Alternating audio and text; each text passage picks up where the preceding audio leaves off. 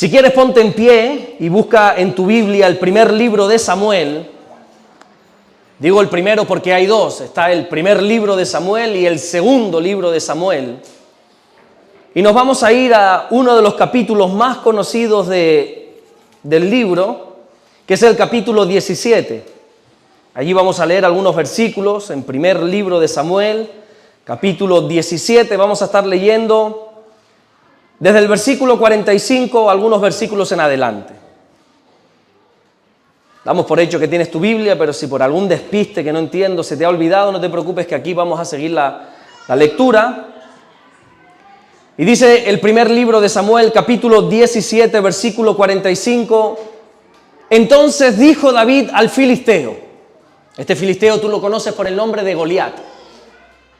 Entonces dijo David al filisteo: tú vienes a mí con espada y lanza y jabalina, mas yo vengo a ti en el nombre del Señor de los ejércitos, el Dios de los escuadrones de Israel, a quien tú has provocado. El Señor te entregará hoy en mi mano y yo te venceré. Y te cortaré la cabeza y daré hoy los cuerpos de los filisteos a las aves del cielo y a las bestias de la tierra. Y toda la tierra sabrá que hay Dios en Israel. Versículo 47. Y sabrá toda esta congregación que el Señor no salva con espada y con lanza, porque del Señor es la batalla, y Él os entregará en nuestras manos. Y aconteció que cuando el filisteo se levantó y echó a andar para ir al encuentro de David, David se dio prisa y corrió a la línea de batalla contra el filisteo. Y metiendo David su mano en la bolsa, tomó de allí una piedra y la tiró con la honda. E hirió al filisteo en la frente, y la piedra quedó clavada en la frente y cayó sobre su rostro en tierra. Versículo 50 y último que vamos a leer en esta tarde. Así venció David al filisteo con honda y piedra.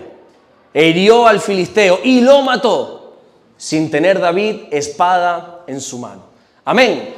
Hasta ahí vamos a leer. Señor, gracias por tu palabra. Gracias, mi Dios, porque la podemos leer libremente, sin miedo a persecución, sin miedo a represalia. Oramos en el nombre de Jesucristo, que mientras tu palabra es predicada en esta tarde, Señor, que ocurran los prodigios, las señales, las maravillas, las sanidades, que haya libertad en medio de tu pueblo, Señor. Gracias, mi Dios, por todo lo que estás haciendo y gracias por todo lo que vas a hacer en el nombre bendito de Jesús. Y solo el que lo cree dice fuerte: amén. Amén, amén. Se puede sentar, puede ponerse cómodo si quiere.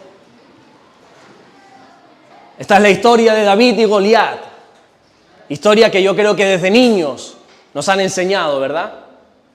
La batalla del pequeño contra el grande, del débil contra el poderoso, del vencible contra el invencible. Una batalla desproporcionada. Una batalla que yo me atrevería a decir que si en aquel tiempo hubiesen tantos casinos como los que hay ahora, no me digas por qué. Si hubiera tantos casinos como los que hay ahora y se hubiera apostado por esta pelea, nadie hubiese apostado por David. Todas las fichas, todo el dinero hubiese ido a favor de Goliat, porque la lógica humana nos dice esto. Goliat no solamente va a representar un soldado, no solamente representa un hombre fuerte, alto, grande, gigante, dicen algunos, sino que Goliat lo que representa es un miedo que nos paraliza. Es una amenaza que se presenta delante de nuestra vida y que algo susurra en nuestro oído o algo grita frente a nosotros que nos detiene. Esas malas noticias que se levantan, esos acontecimientos que pasan, esas crisis que suceden, esos miedos que no nos dejan o no sabemos actuar frente a ellos. Todo eso podría representar Goliat. Lo cierto es que los filisteos eran enemigos del pueblo de Dios desde la antigüedad. Ya habían tenido múltiples guerras, no era esta la primera, ni muchísimo menos, y tampoco iba a ser la última guerra entre los filisteos y los hebreos. Ya se habían enfrentado en muchísimas otras ocasiones. De hecho, no sé si recuerdas aquella batalla donde Israel no solamente perdió, sino que se le robó el arca de la presencia. Fueron los filisteos quienes le robaron el arca de la presencia. Y una mujer dio a luz, y aquel parto se convirtió en una tragedia porque esa mujer le puso un nombre a su hijo. ¿Alguien sabe cuál era ese nombre? ¿Nadie recuerda? Icabod. La gloria ha sido traspasada. Nos han robado la gloria, dijo esta mujer. Y así llamó a su hijo Icabod. No se les ocurra llamar a su hijo Icabod, por favor, se los pido. Cabot, sí, todavía, pero Icabod, la gloria ha sido traspasada. No. Con esto quiero decirte que eran numerosas las guerras que habían tenido los filisteos contra los hebreos. Y en esta ocasión se estaban enfrentando en un valle que nosotros lo conocemos como el Valle de Ela. Existe ese valle, no es una invención. Y en ese valle había dos montañas, una al lado de otra, y entonces estaban los escuadrones del ejército de los filisteos en una montaña y los escuadrones del ejército de Israel en otra montaña. Y se estaban desafiando con miradas. Y estaban esperando a ver quién atacaba primero. Así estaban pasando los días diciendo, bueno, a ver quién es el primero que ataca, a ver quién es el primero que se mete en el frente de batalla y van a pelear en aquel valle, en aquella explanada. Pero ninguno daba el primer paso. Dar el primer paso era señal posiblemente de la derrota. Porque cuando uno daba el primer paso, el otro ejército ya tenía posibilidad de saber cómo atacar. Ah, mira, estos se han metido ya por el valle, nosotros podemos atacar por el norte, por el sur, nosotros podemos hacer esto, podemos hacer lo otro. Veían quiénes enviaban primero, a qué soldados enviaban primero, así que dar el primer paso era como una señal de una próxima derrota. Así que así iban pasando los días, nadie se enfrentaba, ningún ejército tomaba la delantera. Y la estrategia entonces que usaron los filisteos, viendo que ahí no parecía que iba a ocurrir nada, ninguna guerra, la estrategia que usaron fue enviar a su mejor soldado al frente de batalla. A su mejor soldado para desafiar al ejército de Israel. Y ese soldado, como tú bien sabes, es Goliat. Que la Biblia lo presenta como un paladín filisteo llamado Goliat, dice así la Biblia. Paladín significa un soldado experimentado, un soldado que no tiene derrotas a sus espaldas. Un soldado que su currículum es intachable. Todas las guerras, todas las batallas las había ganado. Así era Goliat. Y entonces la estrategia de los filisteos fue enviar al frente a Goliat. Y la Biblia lo presenta como un hombre grande, alto. Algunos dicen incluso como un gigante. Dice ahí en el primer libro de Samuel, capítulo 17, versículo 4, salía entonces del campamento de los filisteos un paladín, el cual se llamaba Goliat, de Gat, y tenía de altura 6 codos y un palmo. Así se medía en la antigüedad. 6 codos, que es esto, y un palmo. Y tú dirás, bueno, ¿y cuántos son 6 codos y un palmo? Porque a mí me puedes decir esto, pero no entiendo, tradúcemelo al español. Bueno, 6 codos y un palmo viene hablando o viene representando 2,90 metros. Era alto. Era bastante alto este hombre. No sé si como para llamarlo gigante, pero era bastante alto. Se le denomina gigante porque en aquel tiempo la persona normal era más baja que la media de ahora, eran más bajitos. Nosotros somos muy altos en comparación con nuestros ancestros. Entonces, claro, cuando tú eres bajito y ves a un hombre de 2,90 metros, es un gigante. Bueno, y es verdad que es bastante alto. Hombre, de ahí a llamarlo gigante, pues no sé. La Septuaginta, que es una antigua traducción del Antiguo Testamento, del hebreo al griego, que se llevó a cabo como 300 años antes de Cristo. No te quiero aburrir con esto. Pero lo que te quiero decir, la Septuaginta tradujo esta parte de la Biblia no como 6 codos y un palmo, sino como 4 codos y un palmo. Entonces viene a representar como si fuera 2,10 metros. Y no es importante cuánto medía Goliat. Lo importante de esta historia no es saber si Goliat medía 2,10 metros, 2,50 metros, 2,90 metros. Créeme que eso no es lo importante. Lo más importante es comprender qué representa Goliat en la Biblia. ¿Qué representa Goliat para nuestra vida? Goliat representa una amenaza. Goliat representa un miedo que se pone frente a nosotros, un enemigo que se presenta de una manera invencible. ¿Alguna vez alguien aquí ha tenido miedo? ¿Ha tenido Goliat en sus vidas? Sobre todo cuando éramos niños, ¿verdad? Miedo a la oscuridad. ¿Quién tenía miedo a la oscuridad? Y miraba debajo de las camas a ver si salía por ahí un monstruo, ¿verdad? Y nunca salió. Porque no existían. Pero teníamos ese miedo a la oscuridad. Entonces se levantan Goliat en nuestra vida. Crisis personales, problemas de salud, separaciones. Y se levantan circunstancias que decimos, bueno, ¿y ahora cómo las enfrentamos? Es imposible enfrentar esta situación. Bueno, eso se puede denominar como un Goliat. Hay algo muy interesante en esta historia y es ver dónde atacó Goliat, o dónde más bien atacaron los filisteos a los hebreos. Porque no fue en Filistea, no fue en el norte. Muchas veces, muchas guerras se llevaron en el norte. No fue en tierra de los filisteos, sino que fue en Judá. ¿Saben lo que significa Judá?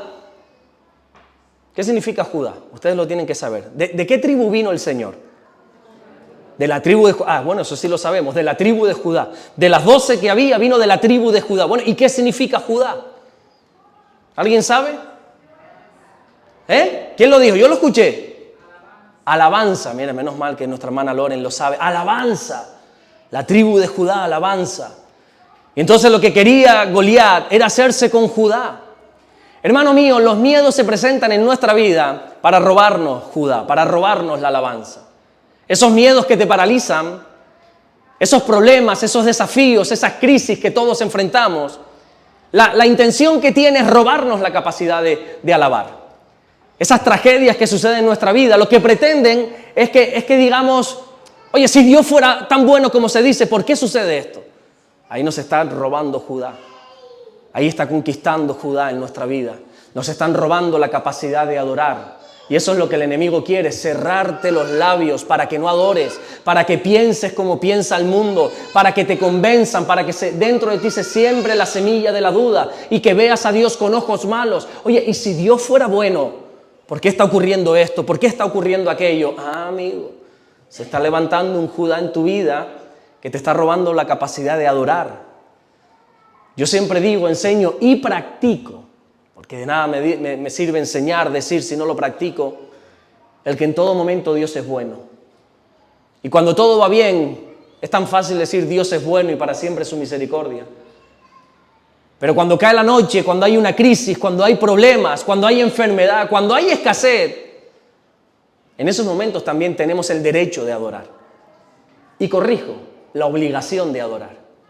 A Dios no se le alaba, no se le adora solo cuando las cosas están bien, porque eso es muy fácil. Hasta los ateos, hasta los incrédulos dicen, gracias a Dios me pasó esto. Pero solo un verdadero creyente tiene la capacidad de adorar en los malos momentos, en las noches oscuras, cuando todo se ha salido de control, cuando tenemos la peor de las noticias. Solo un verdadero creyente puede decir, gracias Señor por esta situación. Lo que el enemigo quiere es silenciar tu alabanza, es que dejes de adorar.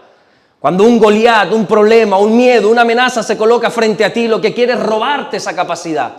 La capacidad preciosa que Dios te ha dado de adorarle en espíritu y en verdad. ¿Sabes que los babilonios casi logran esto con el pueblo de Dios? Ya una vez hablamos de este pasaje del Salmo 137, que es un pasaje, un salmo donde se escribe en Babilonia precisamente. Los escriben los hebreos estando cautivos, presos, reos allí en Babilonia.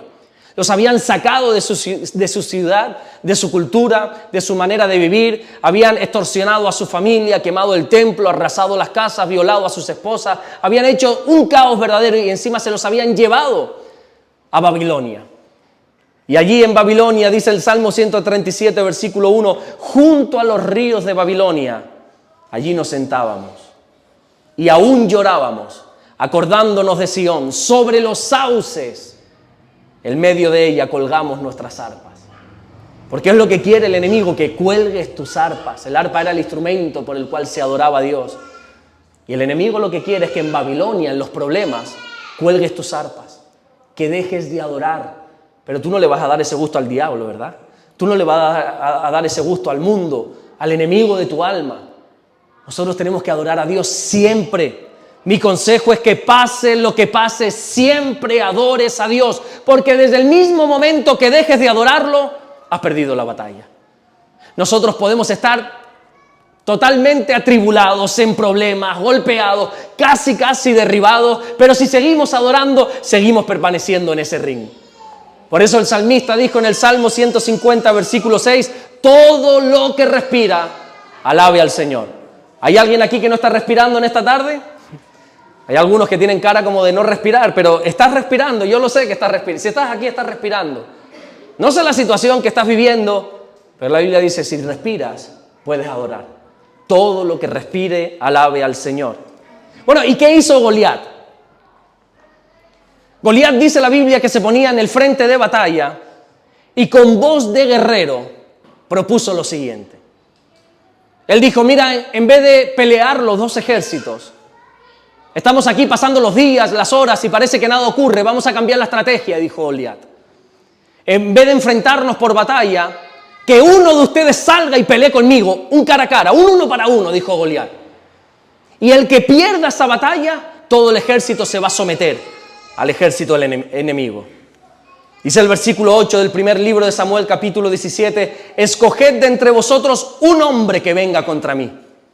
Si él pudiere pelear conmigo y me venciere, nosotros seremos vuestros siervos.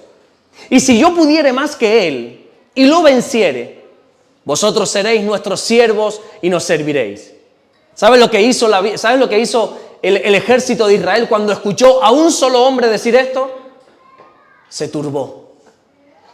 Dice que tuvieron miedo en gran manera. Tuvieron miedo, así que nadie se atrevió a salir. Un solo hombre se ponía en el frente de batalla y le decía a todos los escuadrones del ejército de Dios que uno solo salga a pelear contra mí. Y no es que nadie saliese, sino que todos se acobardaron.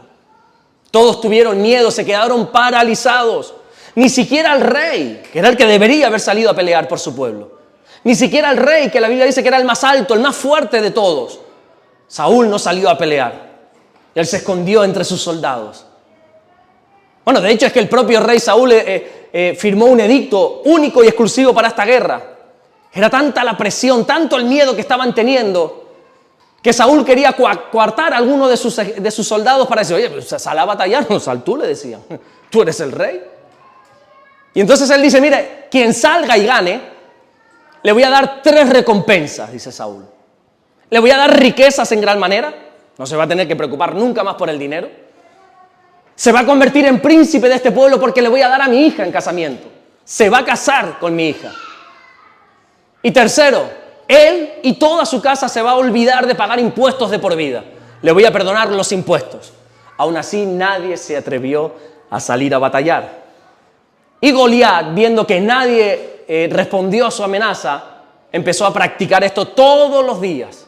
Dice la Biblia que por 40 días, mañana y tarde, a la misma hora, la misma frase, las mismas palabras, el mismo hombre, 40 días amenazando un solo hombre a todo un ejército. En ese ejército de Israel estaban los 3 hermanos mayores de David. Nosotros conocemos al rey David, pero en este momento era un renacuajo, era un niño, un adolescente todavía David. No tenía la edad necesaria, que si no me equivoco era de 20 años para poder entrar en el ejército, en la mili. Así que David estaba pastoreando las ovejas de su padre, pero había 3 hermanos suyos, los 3 hermanos mayores, que estaban ahí en el frente de batalla. La guerra entre los filisteos y los hebreos, eso no es como las guerras de ahora que duran días, semanas, meses, eso era un día. Las guerras que habla la Biblia, a no ser que diga lo contrario, es un día. Por eso Josué, cuando estaba peleando, viendo que la noche se le hacía, él quiso detener el sol, porque no, es un día.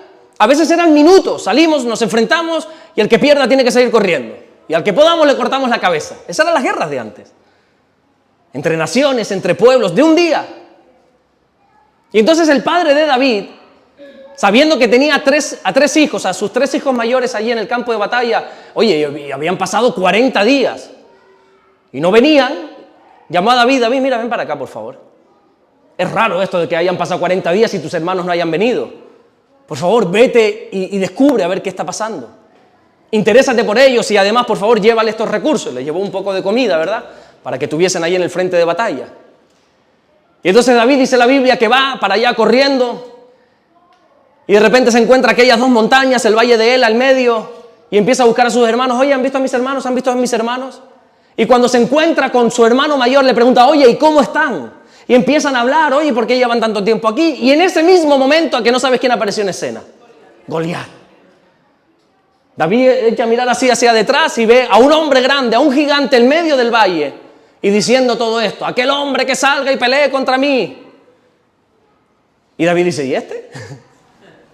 Y todos, la voz, es un paladín, es un guerrero. Dice, ya, pero habrá que hacer algo, porque nos está amenazando, cállate. Y él dice que se empieza a interesar, así dice la Biblia, Y se ve que alguien le dice, bueno, mira, si tú sales y peleas, te van a dar riquezas, te van a dar a la hija del rey, te van a perdonar todos los impuestos a ti, a tu familia.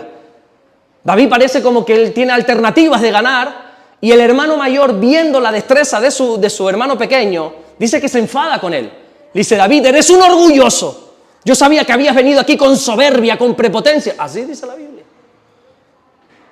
Quiero que te vayas de aquí, porque te conozco y tú eres capaz de salir. Así que David, que algo en su corazón le dice que cree que le puede vencer a ese hombre, se pierde de la vista de su hermano mayor y de repente se pone frente a nada más y nada menos que al rey Saúl. Imagínate a este muchachito, a este niño diciéndole al rey, yo soy ese hombre que Goliat está reclamando, yo creo que lo puedo ganar, yo soy ese hombre. El primer libro de Samuel, capítulo 17, versículo 32, y dijo David a Saúl, no desmaye el corazón de ninguno a causa de él. Tu siervo irá y peleará con este filisteo. Yo sé que tú conoces el final de la historia, lo conoces todo, pero párate un momento. Imagínate al mejor ejército, que es el ejército de Israel, paralizado por un solo hombre. Hombres grandes como Saúl, hombres valientes como los hermanos de David. Y de repente un muchachito, un pastor de ovejas, que ni siquiera tenía ni los escudos, ni las lanzas. La Biblia lo presenta en esta ocasión, que bueno que sería que te leas todo el capítulo 17, porque parece incluso como que está ridiculizando a David, porque dice que él fue con su bolso pastoril, que él fue con su ropa de pastor, su bolso pastoril, no tenía escudo, no tenía lanza, no tenía armadura, no tenía ni botas de guerra. Imagínate a ese niño diciéndole al rey, yo puedo vencerle. A ese paladín, a ese gigante, a ese Goliat, yo puedo vencerle. ¿Sabes cuál fue la respuesta de Saúl? ¿Qué crees que le respondió Saúl? ¿Qué crees? Recuerda que esta guerra no se trataba de dos ejércitos. Esta guerra era un 1 para 1. Y el que perdiese ese 1 para 1 se iba a someter al otro ejército. Así que lógicamente Saúl le dijo, no. Gracias, pero no. ¿Nunca te han dicho eso? Gracias, pero no. Ya te llamaremos. Gracias, David, ya te llamaremos, pero no, lo siento, esto no son cosas de niños, le dijo Saúl. Yo te entiendo a ti, pero esto no son chiquilladas. Yo sé que tu mente es de niños, yo sé que tú estás pensando en jugar con las ovejitas de papá, pero esto no es para niños, esto es serio. Así le dijo Saúl. En el versículo 33 dice, dijo Saúl a David, no podrás tú ir contra el filisteo para pelear con él, porque tú eres un muchacho. Y él es un hombre de guerra de su juventud.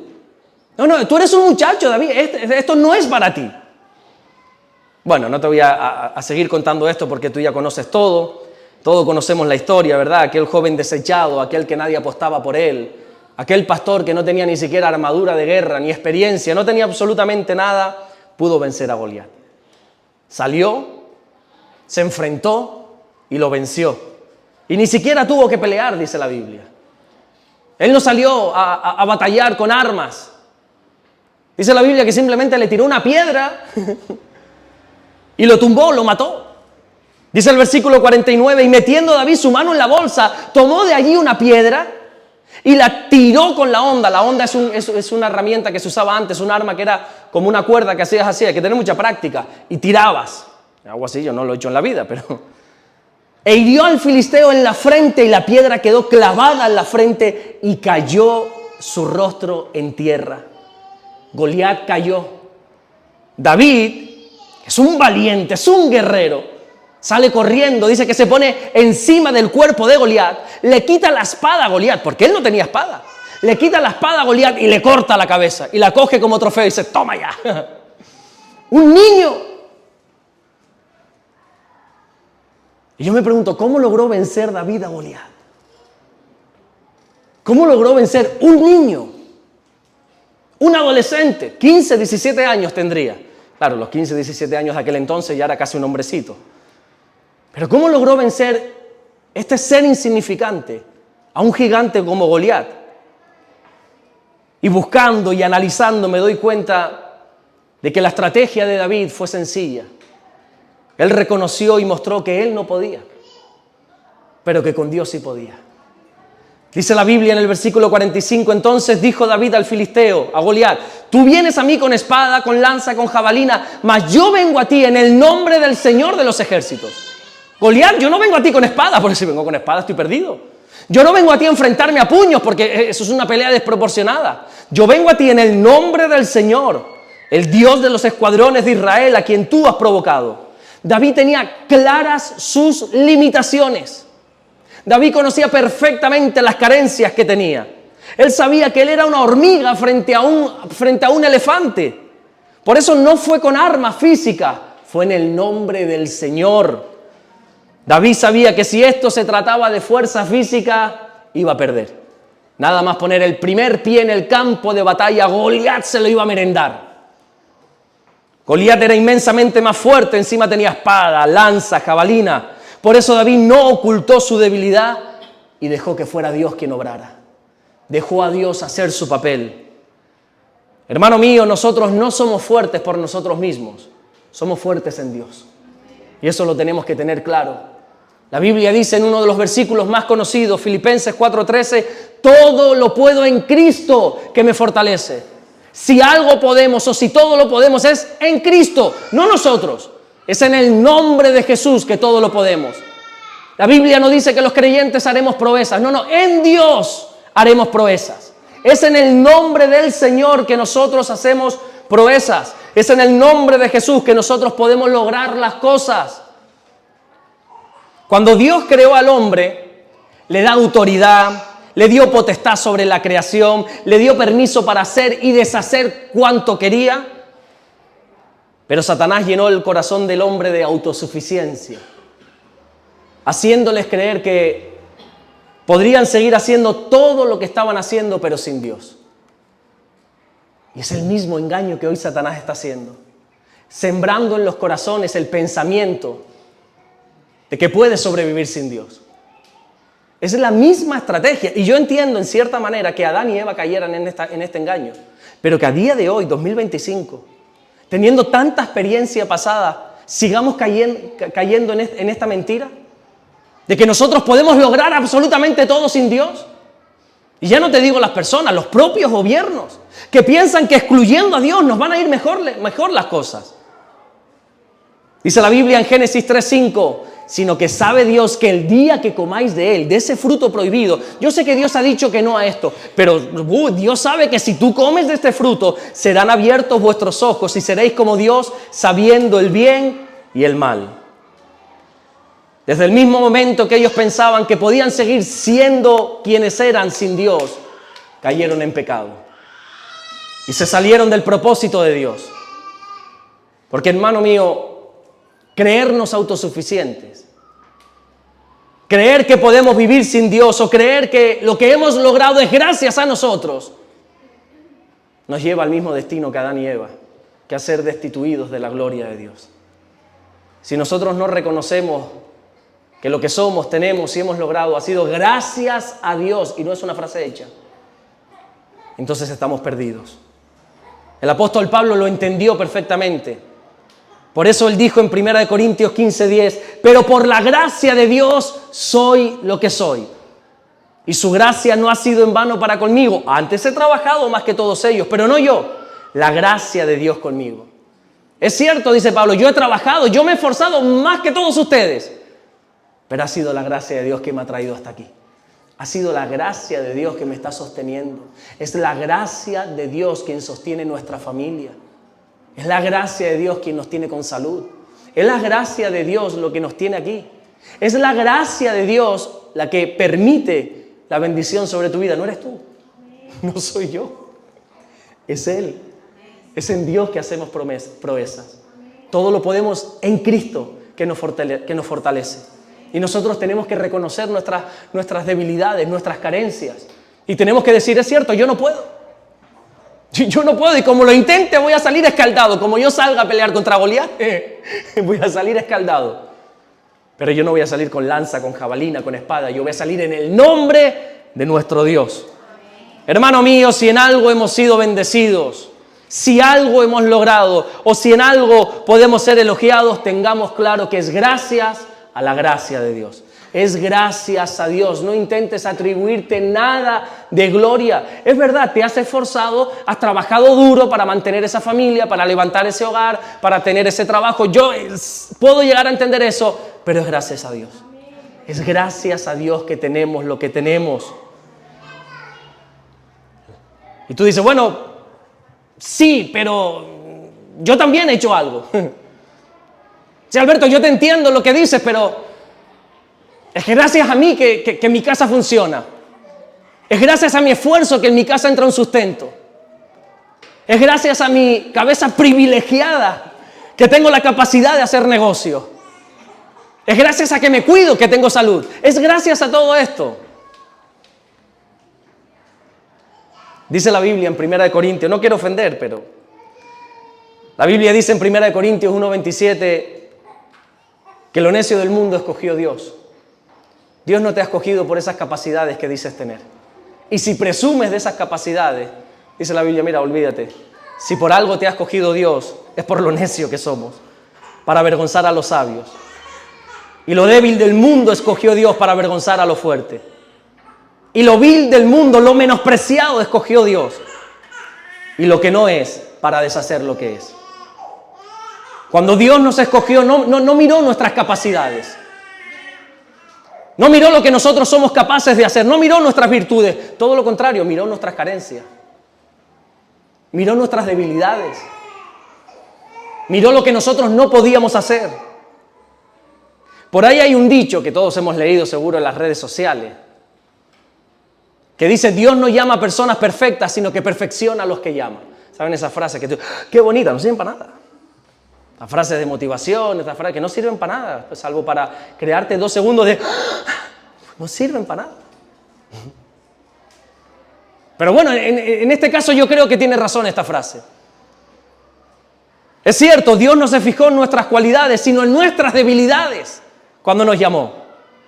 Y en este mundo que siempre estamos intentando ocultar nuestros defectos, en este mundo que nos ponemos máscaras, intentamos ocultar nuestras debilidades, nuestras vergüenzas. ¿Aquí nadie oculta vergüenza? ¿Debilidades? Nadie oculta cosas que tú dices, ojalá nunca nadie se entere. Fracasos a nuestras espaldas. Máscaras que nos ponemos incluso dentro de la iglesia. ¿Cómo estás? Muy bien, bendecido. Y en este mundo donde tenemos que ocultar nuestros defectos, nuestras debilidades, Dios dice, no te avergüences de ellas. Gloríate en tus debilidades. Y todos nosotros tenemos vergüenzas que esconder. Todos nosotros tenemos defectos que tapar. Todos nosotros tenemos debilidades, carencias.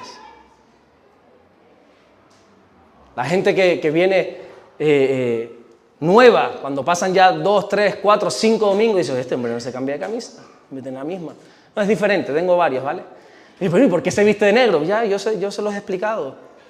Yo estoy acomplejado con mi cuerpo, y entonces dice que el negro adelgaza, y yo me pongo a ver si ya conmigo no funciona esa estrategia. Pero es para tapar las vergüenzas.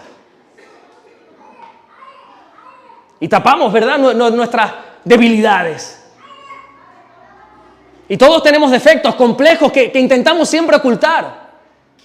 Y alguien nos ha vendido que en el Señor no tenemos que tener complejos. Bueno, ¿y hay alguien aquí que no tenga complejos? ¿Hay alguien aquí que no tenga un complejo físico? ¿Hay alguien aquí que no tenga una carencia, una debilidad? ¿Hay alguien aquí que aún siendo cristiano, aún siendo temeroso o temerosa de Dios, no tenga un fracaso a sus espaldas? No te digo en el mundo, te digo estando en Cristo. ¿Hay alguien aquí que no tenga algo de su pasado que se avergüence de él? De lo que nosotros sentimos vergüenza es de lo que Dios quiere bendecir. Es lo que Dios quiere usar para bendecirnos. En una ocasión está el apóstol Pedro, el apóstol Juan, dice la Biblia, que están subiendo al templo para orar. Ya Jesús había ascendido a los cielos. Ellos todavía seguían con su cultura, ¿verdad? Que Jesús no vino para implantar el cristianismo. Ellos seguían viviendo su práctica judía hasta que poco a poco se fueron desligando de ciertas cosas que entendieron que la gracia era suficiente. Y ahí están estos 2 apóstoles subiendo al templo para orar. Y dice la Biblia que se encontraron con un cojo de nacimiento. No un cojo que hace 10 años se había hecho un esguince y había quedado así, medio lisiado. No, la Biblia lo dice claro, cojo de nacimiento. Y cojo no era que cojeaba, era que era paralítico, lisiado de los pies. La Biblia dice que Él estaba a la puerta del templo, una de las puertas que se llamaba en este caso la Hermosa. Y este lisiado de los pies mira a Pedro esperando recibir algo de él, así dice la Biblia. Y Pedro le dice, me vas a perdonar. No tengo ni plata ni oro. No es como los apóstoles de hoy, que sí tienen. En los tiempos bíblicos no tengo, lo siento. Me gustaría darte un ciclo, una moneda, me gustaría darte algo, pero es que de verdad, me puedes tocar que no tengo, decía Pedro. Pero lo que tengo te doy. Levántate y camina. Y dice la Biblia que este cojo de nacimiento se levantó, caminó y entró saltando y glorificando a Dios por el templo para adentro. Cuando toda la gente de ahí de Jerusalén presencia esto, claro, era un cojo de nacimiento, o sea, nunca había caminado. Entonces tuvieron que decir, oye, aquí ha pasado algo, está claro que ha pasado algo, eso es increíble, es un milagro. Y dice que asieron de Pedro y de Juan, en el buen sentido de la palabra, como diciendo, oye, ¿qué ha pasado? Y Pedro aprovecha la oportunidad para glorificar a Jesús, para testificar del Señor. Todo esto que te estoy contando lo puedes leer en Hechos capítulo 3, capítulo 4. Y ahí Pedro está glorificando al Señor. Y de repente entran en escena, ¿quiénes? Los religiosos. Y están tan enfadados los religiosos, los escribas, los fariseos, los sacerdotes, que dice que prenden a Pedro y a Juan porque tenían autoridad para hacerlo. Que prenden a Pedro y a Juan y lo meten en la cárcel. Y yo me pregunto, oye, ¿y por qué los metieron en la cárcel? ¿Cuál es el motivo? ¿En qué acusación se basaron para meterlo en la cárcel? ¿Por qué los metieron en la cárcel si al final lo que estaban haciendo Pedro y Juan era predicar el mismo Dios que ellos predicaban? Y lo que había ocurrido con esa sanidad era simplemente una manifestación de lo que ya el Antiguo Testamento decían, lo que ellos creían. La Biblia dice que Dios es el que sana todas nuestras dolencias, ¿verdad? En el libro de los Salmos. Así que, oye, tú tienes que creer esto, ¿por qué me metes en la cárcel? Bueno, estos religiosos lo metieron en la cárcel porque no entendían que gente común como Pedro, gente tan sencilla como Juan, pudieran hacer lo que estaban haciendo. Dice Hechos capítulo 4 versículo 3, entonces viendo el denuedo de Pedro y de Juan y sabiendo que eran hombres sin letras, de vulgo, era gente analfabeta, gente que no tenía estudios. Pero ¿cómo es posible que esta gente haga eso si no son fariseos? Si ni siquiera forma parte del Sanedrín. Si esta gente no sabe ni hablar. La gente se sorprendió no por lo que hacían, sino por quiénes eran. Pues es gente normal. Es gente que no tiene ni estudios. No es gente de la realeza, no provienen, no se les conoce ni siquiera la tribu de cuál vienen. Era gente sencilla, del vulgo, sin estudios, gente con debilidades. Ahí todo el mundo sabía que unas semanas atrás Pedro había negado a Jesús. Pedro y Juan no eran doctores de la ley, no tenían el conocimiento de los fariseos. Estaban llenos de carencia y eso es lo que no comprendía la gente. Por eso los metieron en la cárcel, pero ¿ustedes quiénes son?, decían. No sé si has escuchado alguna vez hablar de un filósofo alemán. Me cuesta hasta pronunciar su nombre, me da como Friedrich Nietzsche. Escúchalo bien porque no lo voy a volver a repetir este nombre. Me repugna lo que este hombre dijo. No él como persona, nunca lo conocí, gracias a Dios. Pero lo que este hombre representa y dijo es repugnante. Este hombre, que es una persona que supuestamente tenía un coeficiente intelectual altísimo, de hecho se estudia en muchas universidades. Pero este hombre era un firme atacante de Jesús. Todos sus escritos. Dios está muerto, tiene un libro muy conocido. Te invito a que no lo leas. De ahí una película muy famosa, Dios está vivo, o Dios no está muerto, algo así, ¿verdad? Dios no está muerto. Bueno, era como una respuesta al libro de este hombre. Dios está muerto. Atacó fuertemente a Jesús, no solamente a Jesús, a todos los que hemos decidido seguir a Jesús. Te podría contar su historia de por qué él era así y de cómo acabó. ¿Tú sabes la historia de Nabucodonosor? Cómo aquel hombre, aquel rey famoso, poderoso, acabó comiendo hierba. Bueno, así acabó un poquito este personaje. En un estado de locura total. Hijo de pastores. Y en una ocasión, dice la historia, no la Biblia ni lo menciona a este. Como que se muere el padre y la historia dice que este hombre, o este niño cuando era niño, clamó a Dios, a ese Dios que sus padres predicaban para que sanara al padre. El padre acabó muriendo. Y él, su corazón se endureció, se rebeló contra Dios y dedicó toda su vida en atacar a Jesús, en atacar a los seguidores, a los cristianos. Y dijo frases como esta: Jesús fue un perdedor porque se hizo rodear de personas sin estudios, simples pescadores. Este hombre que tenía ese alto coeficiente intelectual nunca entendió cómo un sencillo carpintero de Galilea cambió la historia de la humanidad. Él no comprendió cómo 12 personas que no tenían ningún tipo de reconocimiento, que eran analfabetos, que no sabían leer, no sabían escribir, que algunos tenían tan pésima reputación como Mateo, que era publicano. Este hombre no se le metía en la cabeza que estos 13 personajes cambiasen el rumbo de la historia. Pero es que así es nuestro Dios, un Dios que usa gente sencilla, un Dios que usa gente llena de defectos, llena de carencias, llena de debilidades para mostrar su poder. ¿Todavía te sigues avergonzando de tus debilidades? ¿Todavía te sigues avergonzando de tus carencias? Por ahí leí una frase que dice: no hay mayor debilidad que no reconocer que tenemos debilidad. Hermano mío, tú tienes debilidades y yo tengo debilidades y tenemos complejos y carencias y vacíos. Y claro que sí, al igual que tenemos grandes capacidades dadas por Dios, eso yo no lo pongo en duda. Hemos de reconocer que también tenemos debilidades. Y Pablo las reconocía, él no tenía ningún problema. Incluso llegó a decir: yo me glorío en mis debilidades. Segunda de Corintios 12:5, de tal hombre me gloriaré, pero de mí mismo en nada me gloriaré, sino en mis debilidades. Gloriarse es alardear, presumir. De hecho, otra versión, creo que es la Nueva Versión Internacional, dice: de tal hombre podría hacer alarde, pero de mí no haré alarde, sino de mis debilidades. Oye, ¿y por qué Pablo presumía de sus debilidades? Porque una cosa es que las reconozcas, pero presumir, alardear, decir: mira, tú sabes en qué soy débil. Era así Pablo. Presumía, se gloriaba en sus defectos, en sus debilidades. ¿Y por qué? Bueno, yo creo que es porque él entendió que es una debilidad. Tú piensas que una debilidad es algo que tienes que ocultar, que esconder, que avergonzarte, que tapar. Pero una debilidad no es algo de qué avergonzarse, sino que una debilidad es una oportunidad para ver y sobre todo para experimentar el poder de Dios. Dice 2 Corintios 12:9, y me ha dicho: bástate mi gracia, porque mi poder, ¿dónde se va a perfeccionar el poder de Dios? ¿En tu cualidad? ¿Dónde? ¿En tu capacidad? En nuestra debilidad. Por tanto, dice Pablo, de buena gana me gloriaré más bien en mis debilidades, para que repose sobre mí el poder de Cristo. Reposar significa literalmente habitar, morar. Nosotros escondemos nuestras debilidades porque creemos que son algo de lo cual tenemos que avergonzarnos.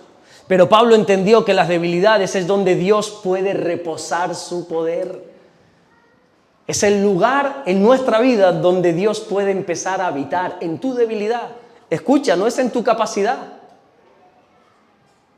Cuando le mostramos a Dios una debilidad, una carencia que tenemos en nuestra vida, Dios puede derramar su poder sobre ella para reposar, para morar, para perfeccionarse. David reconoció su debilidad y no intentó ir en sus fuerzas, sino que fue en el nombre del Señor, y por ese motivo pudo vencer a Goliat. Hermano mío, Dios se quiere glorificar en nuestras debilidades. Dios quiere morar, reposar, habitar en eso que tú intentas esconder y ocultar. Sin duda alguna, si hay alguna persona que no estaba preparada para el ministerio porque estaba lleno de carencias, lleno de complejos, lleno de debilidades, ese era Moisés. Sin embargo, es al que Dios usó. De los cientos de miles de hebreos que habían, Dios escogió a este, al más avergonzado. Cuando Dios se le aparece en aquella famosa conversación en una zarza ardiente y le dio la misión de liberar a su pueblo, lo único que hizo Moisés fue hablar de sus debilidades. Él no le dijo: venga, vamos para adelante, Señor, yo puedo. No. Él abrió su corazón y le dijo: Señor, es que tú sabes que yo no. Estoy lleno de carencias, de debilidades, de defectos, de complejos. Moisés mostró su debilidad de inseguridad personal. Soy inseguro, le dijo Moisés. En Éxodo 3:11, pero ¿y quién soy yo? Tú me estás enviando a mí a Faraón, pero ¿y quién soy yo? Soy un don nadie. Soy como David frente a Goliat. ¿Quién soy yo? Y Dios le contestó: ve, porque yo estaré contigo. Esto no se trata de ti, Moisés, esto se trata de mí. Moisés también mostró su debilidad en cuanto a su carencia espiritual. Dice el versículo 13, mira, Señor, si ellos me preguntasen cuál es tu nombre, ¿qué le digo? Que yo no sé quién eres. Yo no tengo hermenéutica o milética, yo no sé nada de eso, no sé qué decirles. Y entonces Dios le dio uno de los mejores mensajes que se puede dar. En el versículo 14, así dirás a los hijos de Israel, yo soy, me envió a vosotros. Moisés siguió intentando a ver cómo convenzo a Dios de que no soy el adecuado. Y entonces ya le muestra un complejo que él tenía. Ese complejo físico que todos, o bueno, casi todos, yo sé que tú no, que eres perfecto, perfecta, estás tallado a mano, pero el resto de los humanos acomplejados tenemos esos defectos. Y entonces ya Moisés abre su corazón y dice lo que era evidente, pero que nadie se atreve a decir.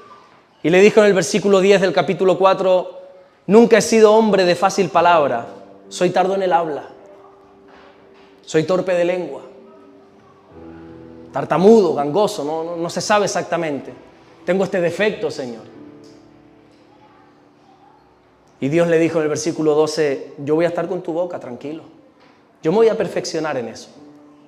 Yo voy a estar en medio de tu defecto, yo te voy a usar. En medio de tus complejos, yo te voy a bendecir. En medio de tus carencias, de tus vacíos, yo te voy a usar y yo voy a estar contigo. Y ahí Moisés se convirtió en el gran libertador de Israel y fue tan usado por Dios porque no tuvo reparo en reconocer sus debilidades. Cuando nosotros reconocemos nuestra debilidad, el Espíritu Santo puede ayudarnos. Dice Pablo a los Romanos en el capítulo 8, versículo 26, y de igual manera el Espíritu nos ayuda en nuestra debilidad, no en nuestra capacidad. Porque al que es capaz, no hay que ayudarle. Si no necesito ayuda, Dios no me va a ayudar. Ahora, si tengo una debilidad, el Espíritu Santo nos va a ayudar. El Espíritu Santo no ayuda a fuertes, no ayuda a los autosuficientes. No, yo puedo, yo sé. ¿Sabes esa expresión? Yo me irrito cuando hablo con alguien. Mira, yo sé. Pero reconoce a Jesús. No, yo sé.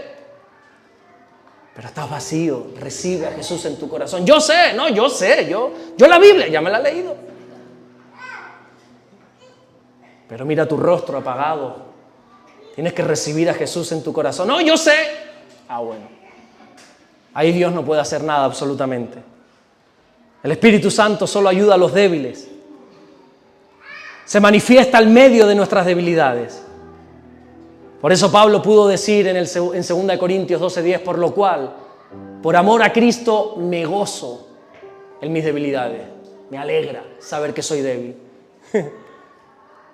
Me da placer saber que tengo debilidades, carencias, defectos. Porque cuando soy débil, dice Pablo, entonces soy fuerte. Pablo, espérate, que no tiene sentido lo que estás diciendo, ¿eh? Analiza bien.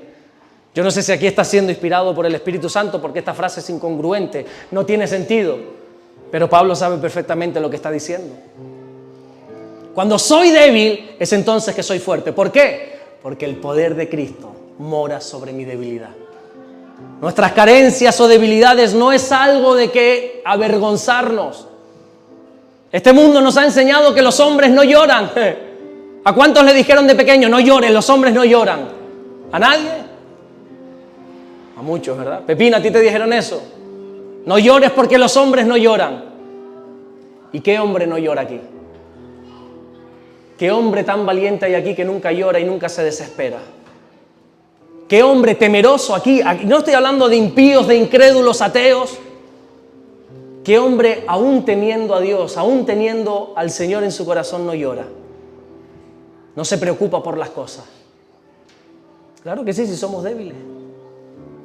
Nos dicen frases como, no digas que no puedes, tú lo puedes todo. A las mujeres, estás empoderada. ¿Cuántas mujeres empoderadas hay aquí? Ya. Qué bueno, me alegro, pero sabes que no puedes con todo, ¿verdad? A ti, empoderada, te digo, sabes que no puedes con todo, ¿verdad? Puedes salir, manifestarte, sacar todas las pancartas que quieras, pero sabes que no puedes con todo.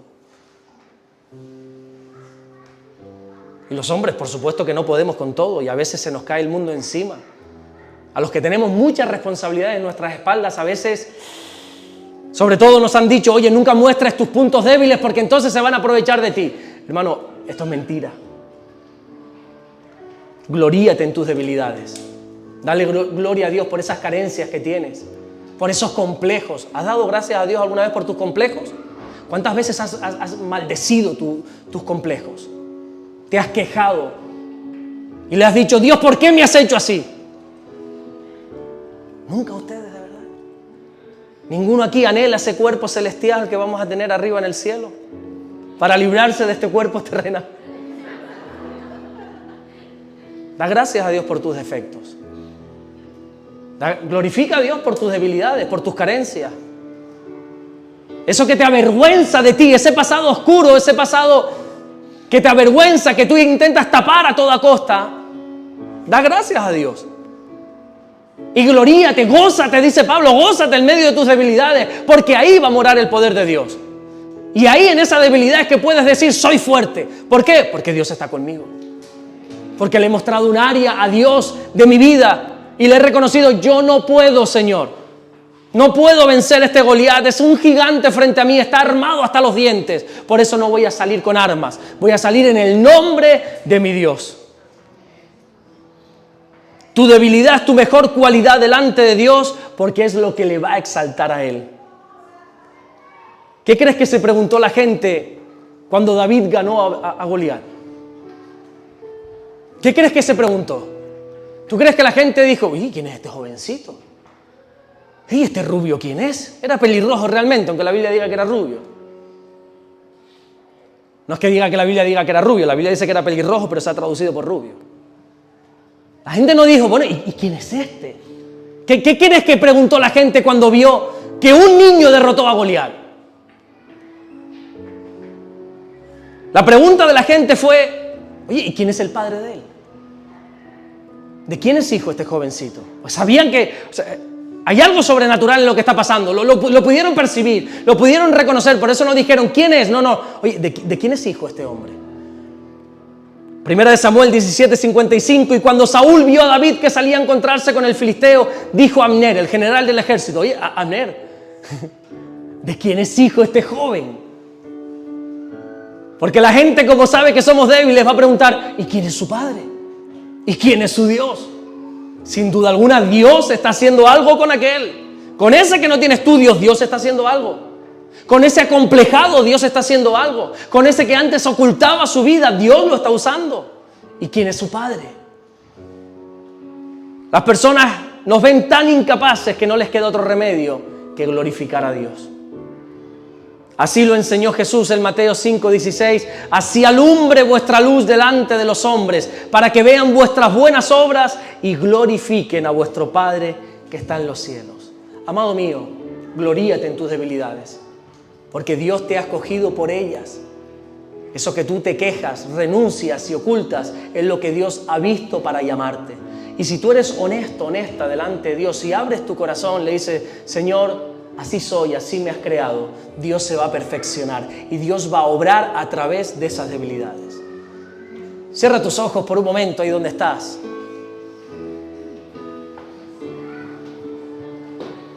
Hermano mío, Dios que conoce todas tus limitaciones, Dios que conoce todas tus carencias, todas tus debilidades, te ha escogido para que a través de ti Él pueda glorificarse. Quizá puede ser que te veas como Moisés, que no estás preparado. No sé si conoces la historia de Gedeón, pero quizá te ves como Gedeón, te ves poca cosa. Te comparas con otros y dices, no, yo no sirvo para esto. Y Dios está poniendo sus ojos sobre ti para usar esa debilidad y a través de ti avergonzar a los que se creen algo. Esos complejos que te tienen avergonzado. Dios quiere usarlos para su gloria, para bendecir a decenas, a centenas y, ¿por qué no?, a miles de personas. Dios quiere bendecirte tal como eres, con todas esas virtudes que se reflejan pero también con todos esos defectos que ocultas. Y Dios te ama, Dios los conoce y te ha llamado aún sabiendo todas esas carencias. Quizás te ves como Isaías, como un pecador. Cuando se le presentó el Señor, Isaías dijo: ¡ay de mí, que soy hombre pecador, impuro, impío de labios! Y a lo mejor te ves así, con pecados que ocultar, con pecados que tapar. Muéstrale al Señor de una vez por todas que eres débil en ese área. Y lo has intentado y has batallado con ese Goliat, con armas, con jabalinas, con todo has salido a la batalla. Pero creo que en el nombre del Señor todavía no has salido. Creo que todavía no le has dicho: Señor, soy débil en esto. Reconozco que no puedo.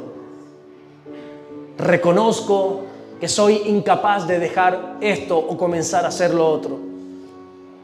Quizá te ves como Pedro, como Juan, y te avergüenza tu pasado sin estudios, y te sientes un mediocre y no quieres ni siquiera hablar en público, porque te da vergüenza que se rían de ti. Y quizá es verdad, no tengamos un título del cual presumir académico. No tengamos un graduado, no tengamos algo de bachiller, mucho menos tenemos una titulación universitaria, algunos de nosotros. Pero eso no es un motivo para avergonzarnos, ¿eh? Y a ti con un pasado quizá turbio, oscuro, Dios te quiere usar. Con todos esos defectos, Dios te quiere usar. Bendice a Dios por tus debilidades, hermano mío. Glorifica a Dios por tus debilidades, hermana mía. Dale gloria, dale honra.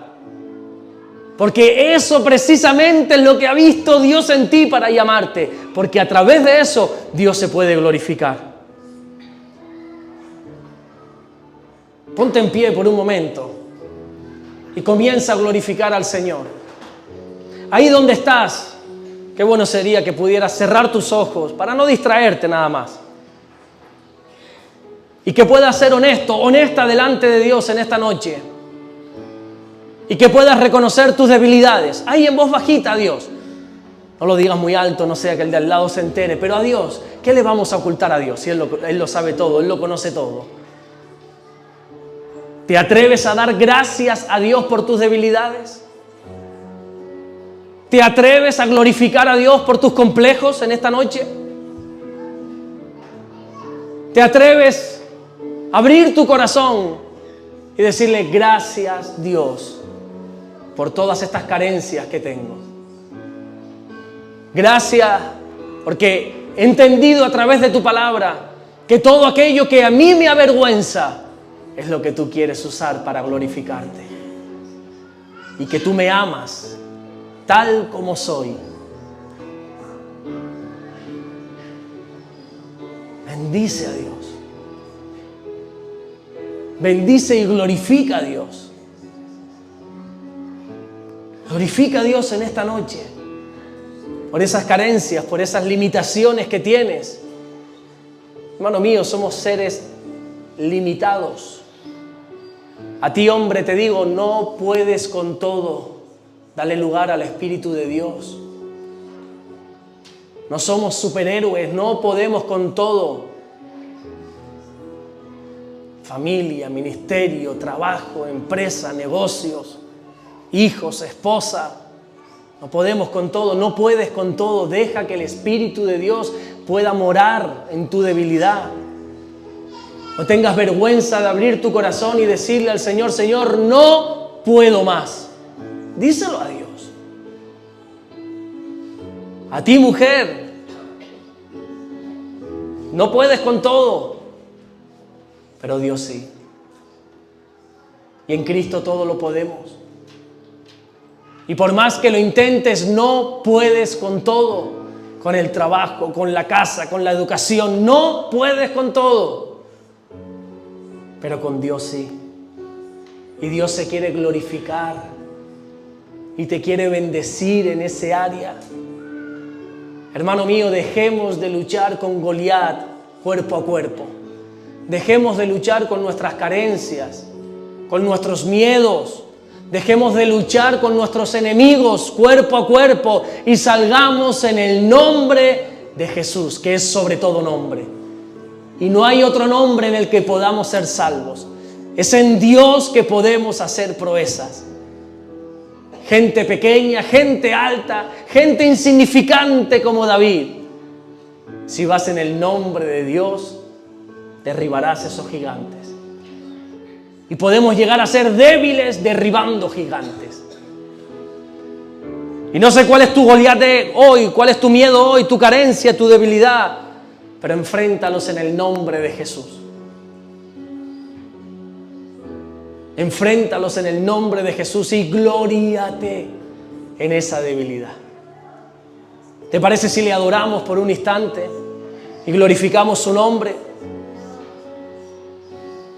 Aleluya. Adórale, iglesia, adórale.